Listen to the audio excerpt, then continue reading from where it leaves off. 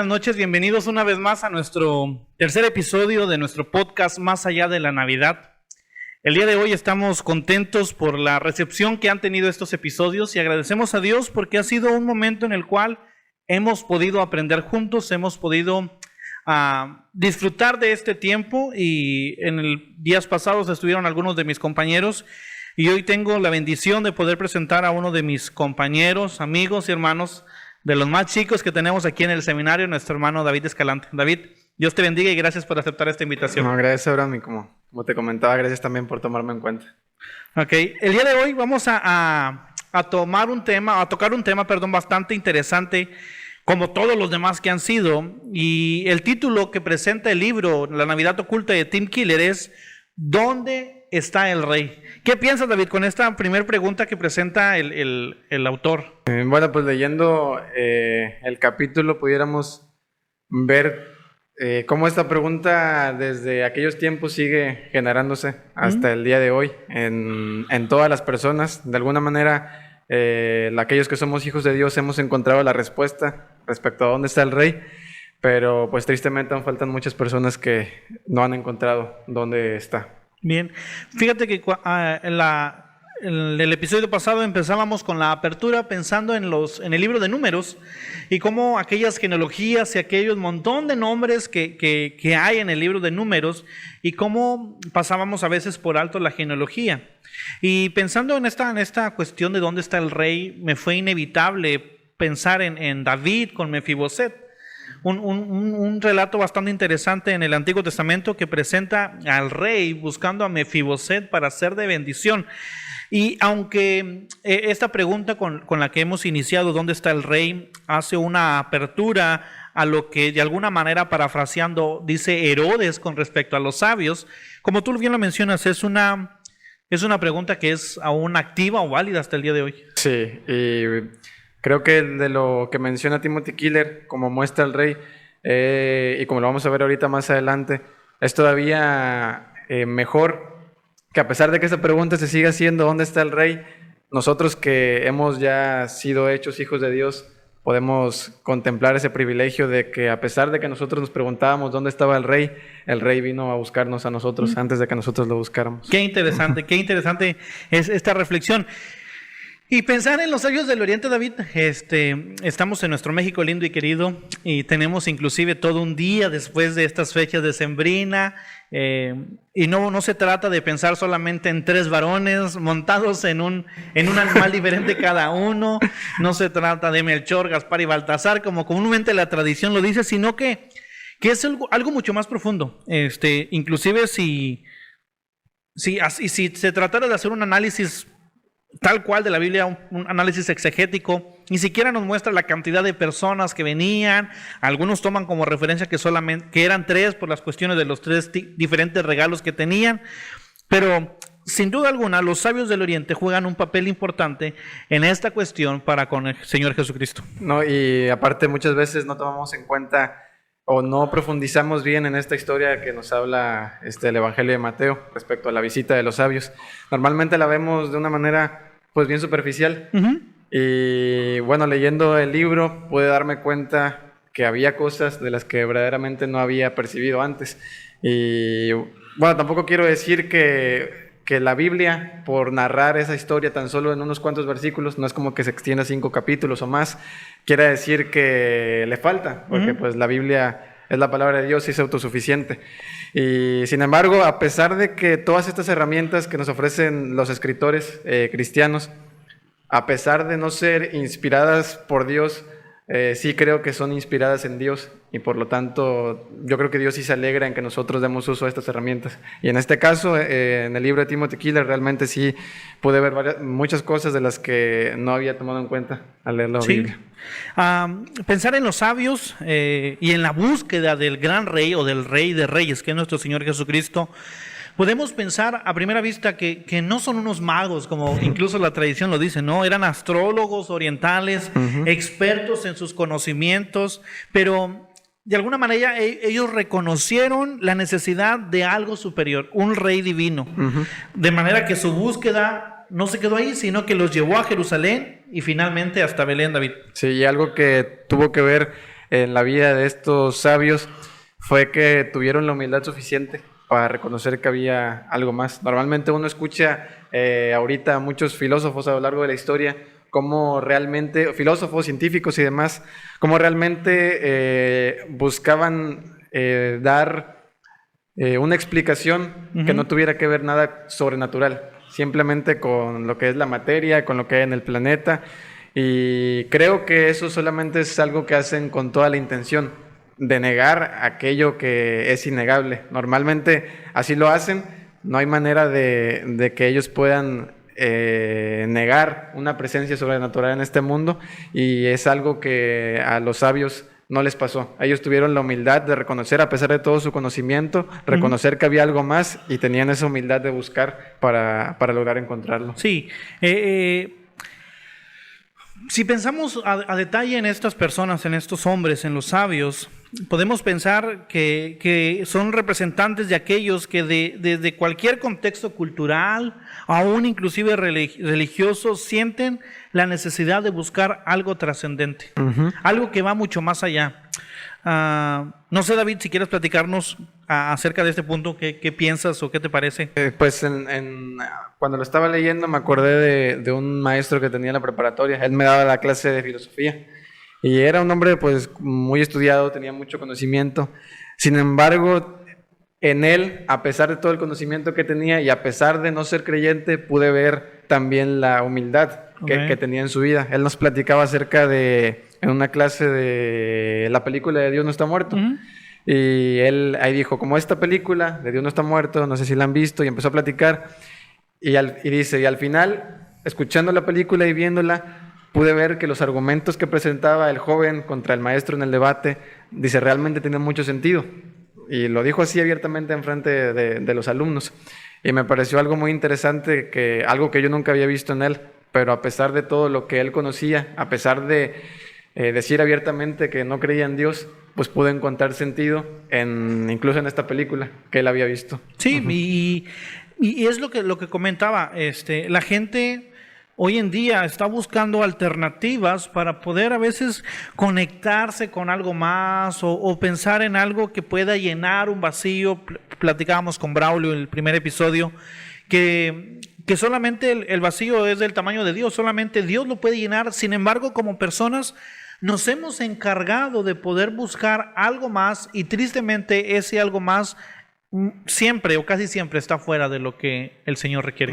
Sí, recuerdo también, hay un rapero que muchas personas conocen. No lo escucho, me gusta su lírica, más no su contenido. Y él en una de sus canciones relata en su imaginación cómo es que muere y va al infierno, según él en su canción. Empieza a hablar sobre que vio a distintos personajes de la política, algunos famosos y demás ahí en el infierno. Entonces de repente él dice, no entendía nada, pregunté por Cristo, y dice, y noté que se reían porque nadie lo había visto. Y él, dentro de todas sus canciones, o bueno, dentro de muchas canciones, realmente expresa, y en entrevistas expresa que él no cree en algo más. Sin embargo, en cada una de sus canciones se veía el deseo por buscar algo que llenara lo que él tenía.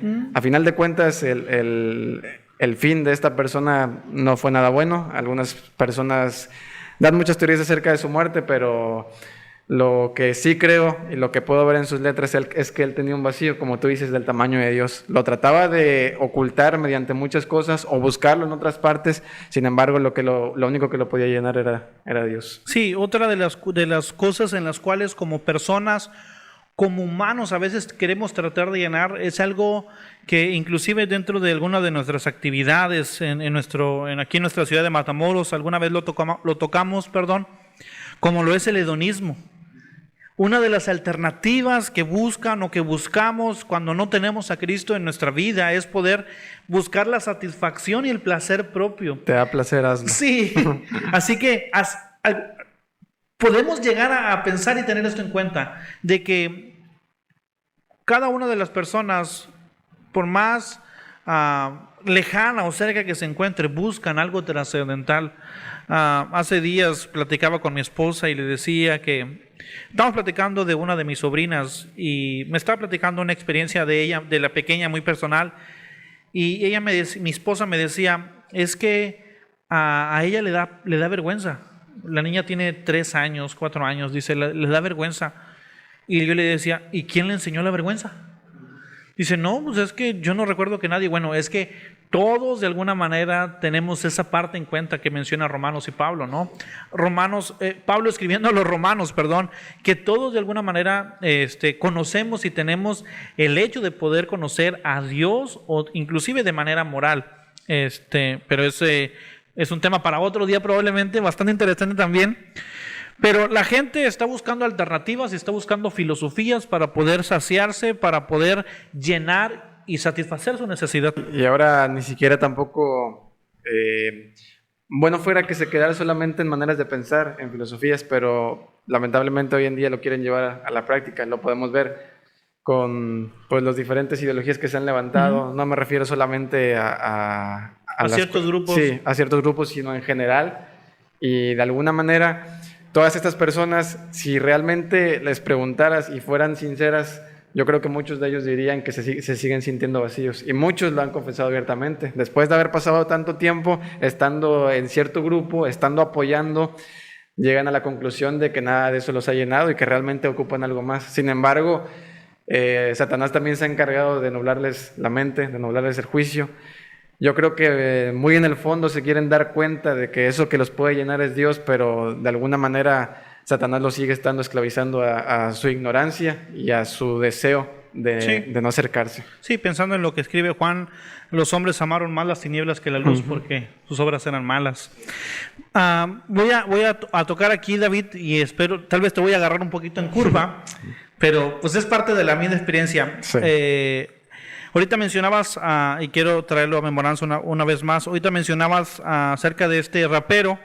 Para quien no lo sepa, amigos, David de vez en cuando escribe rimas, en algún momento lo vimos escribiendo acerca de algunos temas, y de manera implícita tal vez, y si te animas, al final de este episodio, ve pensando en algunas pequeñas rimitas con respecto al tema que estamos tocando, y a ver si se puede lograr algo. Es parte interesante también de poder poner los talentos en práctica, y tal vez ya lo voy a poner en aprietos un poquito, pero espero que se pueda. Mira, David, también no solo en el capítulo y en el relato bíblico no solamente trata o va de manera conjunta los sabios buscando al Rey de Reyes, a Jesucristo. Pero también nos encontramos con otro personaje bastante interesante que es Herodes, y que también es un rey en el tiempo, en el contexto inmediato del pasaje. ¿Qué piensas acerca de Herodes y de este diálogo que tiene con los sabios? Bueno, pues yo creo que realmente cuando llegan con Herodes a decir ¿dónde está el rey?, como lo dice el escritor, pues lo hicieron tambalear. O sea, llegan a su trono, a su palacio, y le preguntan, oye, ¿dónde está el rey? Y resulta que él es el rey. Entonces, de alguna manera también, parte de lo que la Biblia menciona y de lo que está escrito, podemos ver el ego de Herodes. Bien. La envidia también, su deseo de poder, incluso hasta sus miedos, porque de alguna manera todo lo que hizo fue por miedo a perder el trono. Pero yo creo que también en lo que menciona la Biblia, dice que los sabios se van, él les dice que vengan para decir dónde está el rey para ir a adorarlo, cuando en realidad tenía otros planes. Y me causa mucho interés que la Biblia dice, y Herodes pensó que se burlaron los sabios. Eso fue algo dentro de su interior. Realmente los sabios no se burlaron. Los sabios se fueron porque Dios les dijo que no regresaran con Herodes. Entonces puedo ver realmente cómo era la personalidad de Herodes. Un hombre, podríamos decir, malvado. Un hombre que estaba totalmente en contra, ajeno a las cosas de Dios. Pero pues como hombre mortal jamás iba a poder hacer nada en contra de los planes que Dios ya tenía establecidos. Sin duda alguna. Y podemos ver, como tú bien lo mencionas, la hostilidad representada en Herodes, que veía a Jesús como una amenaza a su poder, a este poder político que él representaba. Pero hay unas cuestiones más en este relato. Alguna vez yo en la iglesia predicaba acerca de que inclusive Herodes presenta una falsa adoración.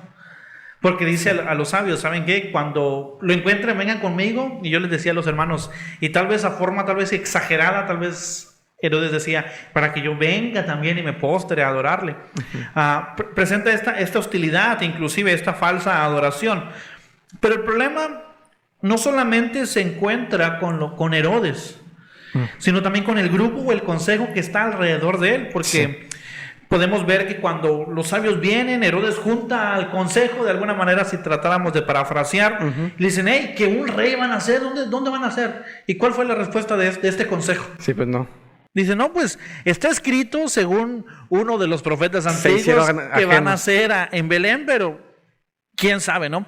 También existe la indiferencia mostrada por los sacerdotes y los maestros de la ley, que sabían dónde estaba el Mesías, sin embargo, no se molestaron en buscarlo. No mostraron importancia y se hicieron ajenos al asunto. De alguna manera, quizás algunos tenían ciertas razones, no meramente la misma maldad que Herodes tenía, pero el hecho de que sabían dónde estaba el rey, o sabían que iban a ser un rey, como quiera no mostraron ese interés, y como quiera eso se les cuenta por maldad, a final de cuentas.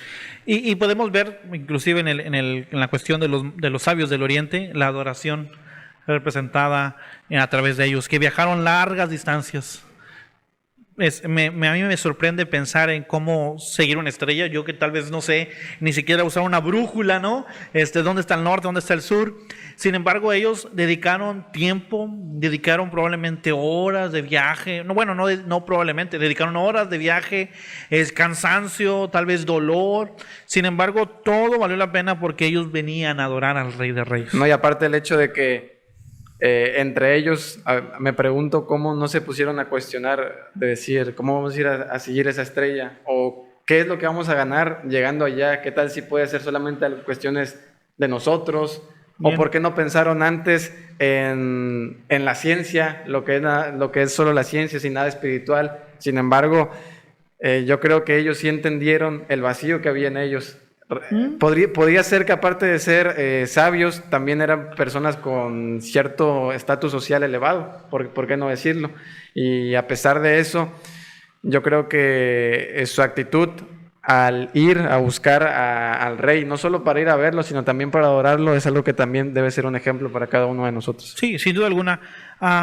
Podemos pensar en estas tres respuestas o en estas tres actitudes, como lo es la hostilidad, la indiferencia y la adoración. Y no está muy alejado de lo que está pasando en la actualidad. Actitudes actuales hacia Jesucristo que provocan rechazo o que provocan apatía. También hay personas, inclusive lo vemos también en una de las parábolas que el Señor Jesucristo presenta, en aquella parábola del buen samaritano. Hay actitudes que, a pesar de que las personas pudiesen tener un conocimiento bíblico, como los sacerdotes o los maestros de la ley, y como el buen samaritano, probablemente pueden caer en la trampa de la indiferencia espiritual. Qué fuerte, ¿no? Y también podemos ver a los sabios. Como tú mencionas, yo creo en lo personal que los sabios eran ricos, porque pues el regalar oro, el regalar incienso, es algo bastante especial. Eran unos regalos dignos de un rey, no eran cualquier tipo de regalos. Esos apuntan a la verdadera naturaleza de Jesucristo, como Rey, como Dios, pero sobre todo como Salvador. Aparte, sin el hecho de que también el rey iba a nacer en un pesebre, no representaba importancia. Por lo tanto, estos hombres, siendo gente de poder, no tenían nada que ir a hacer a un establo, si lo vemos desde un punto de vista humano. Sin embargo, aún así fueron. Y aparte de que el pesebre no representaba algo de poder, incluso podríamos decir, y espero que no me esté equivocando, podría representar debilidad, pobreza, algo insignificante. Pero aún ahí podemos ver la majestad de nuestro Dios. Iba a llegar al pueblo más insignificante de la nación, iba a llegar a nacer en un lugar tan insignificante, al lado de animales, podríamos decirlo. Y a pesar de eso, gente de muy afuera, gente con poder, vino a adorarlo, cosa que jamás se ha hecho en otra parte de la historia, en el mundo. Qué interesante. Inclusive que la misma gente que conocía estas profecías ni siquiera se tomaron el tiempo. No. Y aunque tal vez pudieron haber escuchado el comentario de los sabios, les pasó, se durmieron como quien dice. Por acá. Pero no solamente... Es interesante pensar en Herodes, no solamente pensar en los sabios, no solamente pensar en Jesucristo. Bueno, vale la pena pensar al detalle en Jesucristo, siendo el Rey pero algo bastante interesante y que a veces causa conflicto, es un rey que divide. Es un rey que divide. Jesucristo no es un rey neutral, Sí. sino que es un rey que provoca una reacción. Ujú. Y eso lo vimos desde su nacimiento. Empezó con Herodes. Todo lo que causó en él no fue algo que solamente lo causó en él, sino también en los soldados a ser ordenados por Herodes. Vayan y maten a los niños. Los soldados tuvieron que hacer una masacre, un momento de mucho dolor para cada padre y madre.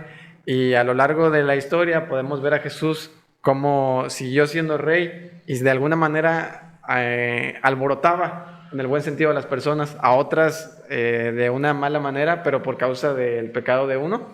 Pero eso es algo que, el impacto que solamente el Rey Todopoderoso podía tener. Bien, Herodes, como ya lo mencionamos, tenía miedo de poder perder su poder. Y esto, como tú bien lo mencionas, con esta cuestión de los pequeños, lo llevó a actuar con violencia. Pero si se tratara de preguntarnos, David, como humanos o como sociedad, ¿con quién nos sentimos identificados? ¿Con Jesucristo? ¿Con los sabios? ¿O tal vez con Herodes?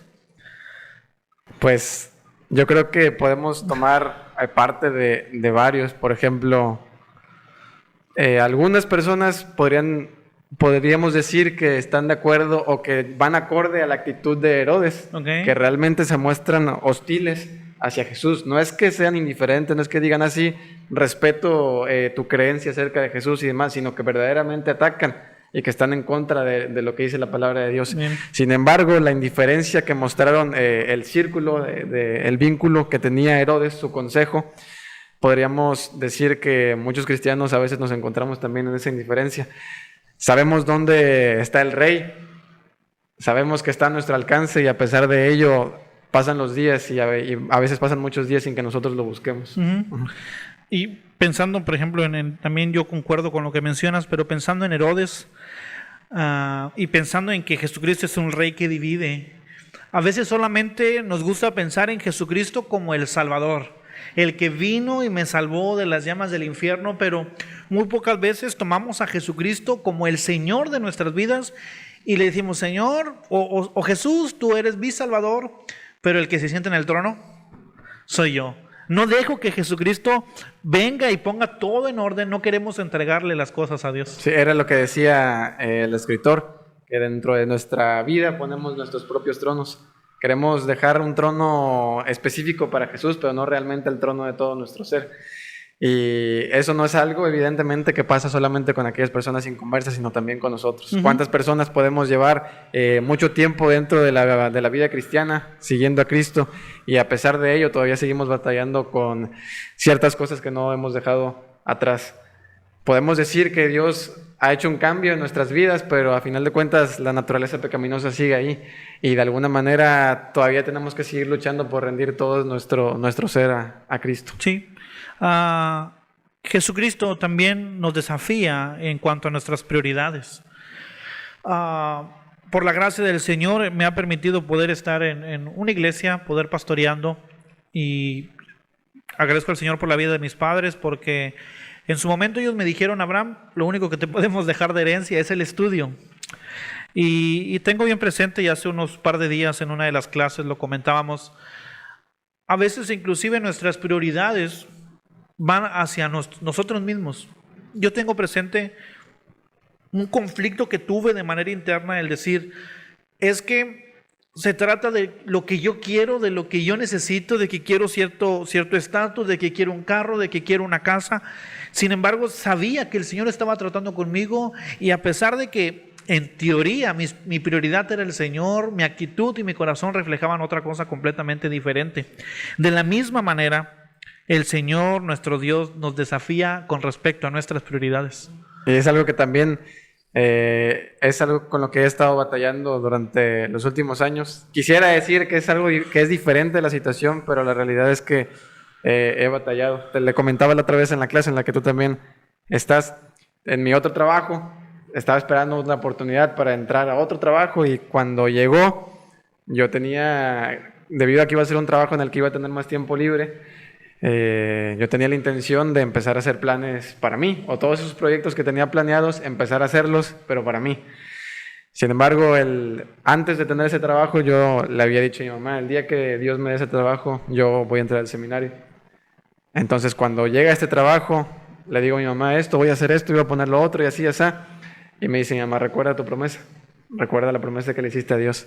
Y de alguna manera fue algo con lo que lidié, pero el hecho de estar aquí y estarme preparando para poder servirlo mejor es algo de lo que no me arrepiento. Sin embargo, todavía hay muchas cosas en las que tengo que rendirme totalmente ante Dios. A veces tengo una amiga que es la que constantemente me confronta y me dice, ya tienes tu otro trabajo, al que tanto deseabas. ¿Qué pasaría si un Dios te dice que quiere que te dediques de lleno al ministerio y que dejes tu trabajo? Y digo, no sé, sinceramente no sé, quisiera decir, yo aceptaría lo que Dios dice, pero estaría mintiendo. Preferiría decir que es algo con lo que batallaría, pero de alguna manera espero que Dios sea el quien mueva todo en mí y me haga obedecerlo. Sí, y cuando podemos identificar esas áreas y cuando podemos entregársela al Señor, significa que estamos sometidos bajo el señorío de Cristo. Y que independientemente de lo que pueda suceder en nuestras vidas, nuestro Dios tiene el control de todas las cosas. Pero pensando aún otra vez en esta palabra o en esta cuestión del Rey de Reyes, de nuestro Dios, pensar en los sabios del Oriente, podemos ver unas cuantas cuestiones que a veces pasamos por alto. Los sabios no eran del pueblo de Israel. Los sabios eran personas gentiles. Así que es algo que nos puede señalar o apunta de que Jesucristo no solamente es el Rey de los judíos, sino del mundo entero. Jesucristo rompe barreras culturales y religiosas, mostrando que todos están invitados a su reino. Y es parte de su gracia como rey. Normalmente, incluso ahorita hasta como presidentes, pues no cualquiera deja entrar a extranjeros a su país. Pasa ahorita mucho con las cuestiones de inmigración y demás, pero hasta cierto punto no es algo que sea bien visto por todos, principalmente por aquellos que están en el poder, en el gobierno. Sin embargo, Jesús, al venir a este mundo como rey, no hizo acepción de personas, sino que su mismo poder, al reconocer que era el rey de todo, él mismo vino. Y como te lo decía hace rato, vino a buscarnos, y no solamente a nosotros, vino por todo el mundo. Y eso es algo de lo que habla su gracia como rey. Sí, y pensando inclusive en un pasaje bastante común y bastante conocido, porque fue tanto el amor de Dios hacia el mundo, que envió a su Hijo unigénito, para que todo aquel que en Él cree no se pierda, sino que tenga vida eterna. La historia de los sabios del Oriente anticipa, o no que anticipe, sino nos da una vez más un destello o una muestra de la misión global del Evangelio. A veces pasamos por alto la misión o la missio Dei, la misión de Dios, pero está apuntada desde el Antiguo Testamento, pero pareciera que en el Nuevo Testamento hay pequeños destellos mucho más claros que en el Antiguo, pero siempre ha estado esta misión global para poder compartir y extender el Evangelio a los demás. Invitar a todos a adorarle, de alguna manera. Para eso fue lo que vino. Como dice Juan 3:16, para todo el mundo, no vino unos cuantos.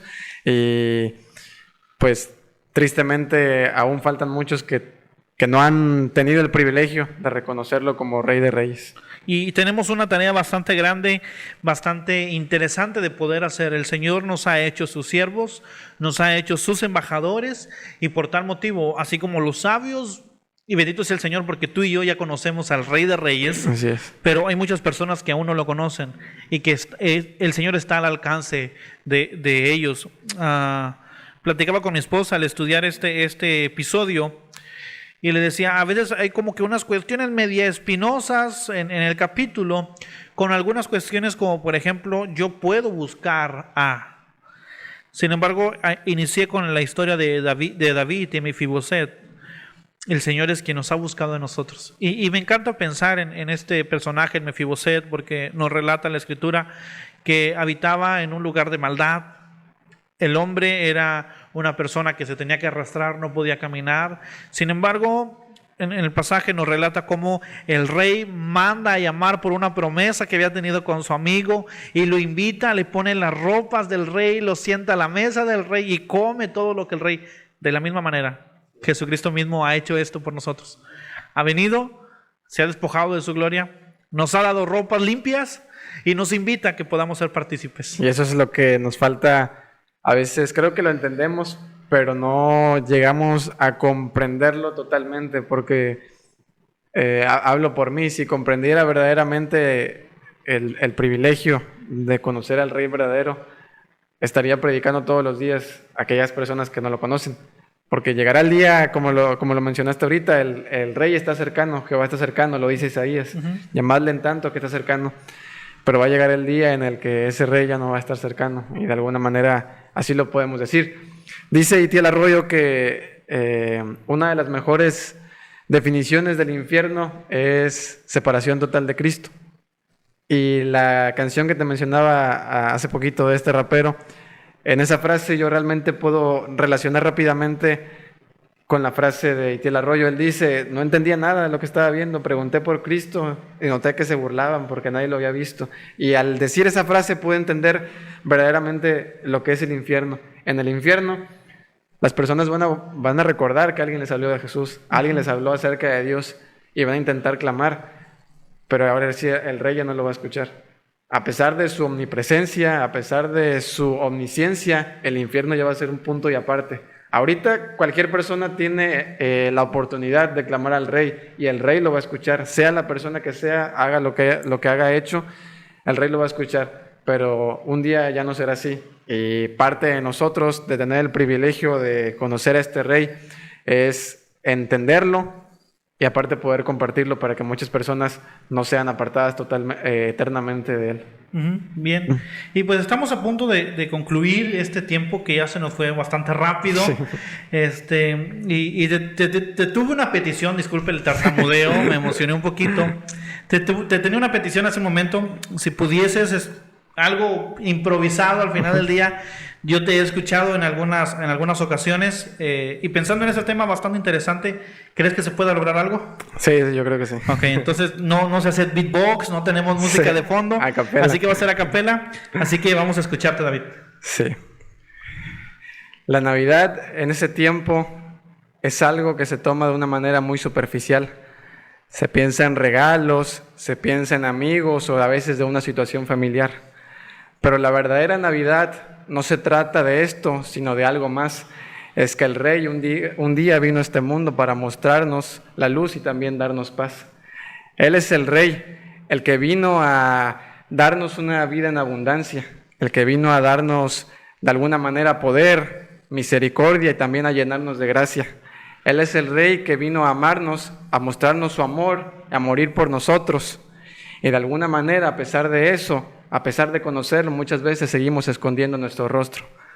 La felicidad en este mundo muchas veces se busca en otras partes, cuando en realidad Cristo vino y nosotros el mensaje que debemos compartir es que a las personas Cristo vino a amarles. Pero muchas veces somos necios y decidimos buscar el amor en otros lugares, cuando Cristo está esperándonos para amarnos eternamente, infinitamente. Y de alguna manera nosotros hacemos caso ajeno a ello. Pero de alguna manera ese destello que vive ahora nosotros debemos ir y compartirlo. No solamente ir a compartirlo, sino que a transmitirlo y de alguna manera también vivirlo. Porque nuestro testimonio es la manera en que nosotros podemos compartir a Cristo para todas aquellas personas que dicen que no lo han escuchado y que tampoco lo han visto. Ahorita podemos pensar en cada una de las cosas que hacen que Cristo sea oculto en la Navidad.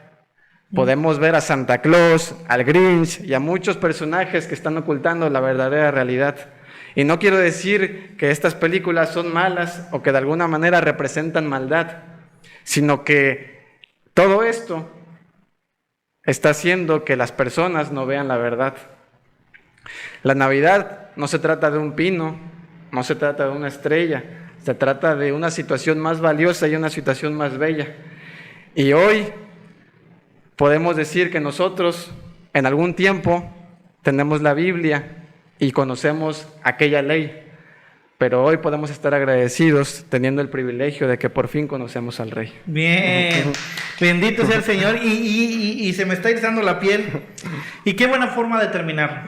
La buena noticia de la Navidad es que sin importar de dónde vengas, Así es. Sin importar lo que hayas hecho, el Rey te ha invitado a encontrarlo, a adorarlo y pertenecer a su reino, porque Él es quien te está llamando. Amén. ¿Dónde está el Rey? El Rey ha venido y ha venido para darte salvación. Amén. Así que Dios te bendiga. Qué bueno que pudiste acompañarnos el día de hoy. Estamos agradecidos por este tercer episodio. No te pierdas los próximos, nos quedan 2 más. Y pues una vez más, David, gracias por acompañarnos y que el Señor te bendiga. Muchas gracias, te bendiga.